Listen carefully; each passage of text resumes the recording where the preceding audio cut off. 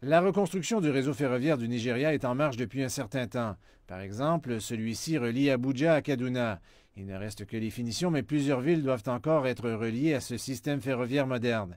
Éventuellement, cette ligne sera prolongée vers le nord de Kaduna jusqu'à Kano. Le gouvernement vise également à construire une ligne ferroviaire à grande vitesse entre Port Harcourt et Maiduguri.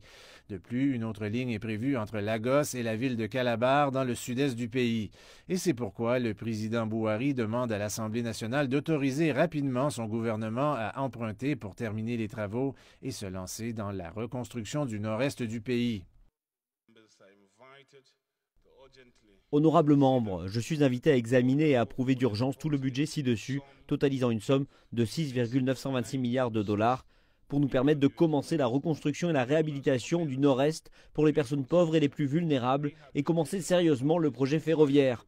Je crois que votre approbation anticipée entraînera un redressement rapide de notre économie et ramènera la croissance. Le système ferroviaire 3500 du Nigeria a été construit pendant l'ère coloniale et la plupart des routes sont obsolètes. On estime que le mauvais état des infrastructures ajoute entre 7 à 10 % de coûts supplémentaires pour les entreprises et le gouvernement veut résoudre rapidement le problème. Le profil actuel de la dette du Nigeria s'élève à 57,39 milliards de dollars et une grande partie de ce montant a été accumulée récemment. Et cela devient une source d'inquiétude majeure pour certains économistes dans ce pays. En tant que pays, vous devez commencer à réfléchir sur la façon dont vous financez le remboursement des prêts pour que vous regardiez votre ratio dette-PIB au Nigeria. C'est encore un faible niveau, qui ne dépasse le minimum.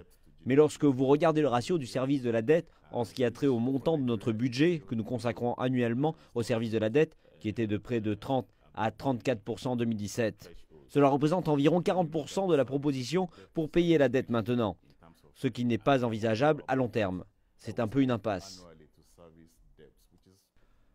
La demande pour les infrastructures fonctionnelles au Nigeria est énorme et c'est pourquoi le gouvernement a élaboré ce qu'il appelle le plan directeur national de l'infrastructure intégrée pour le développement accéléré des infrastructures dans le pays pour les 30 prochaines années.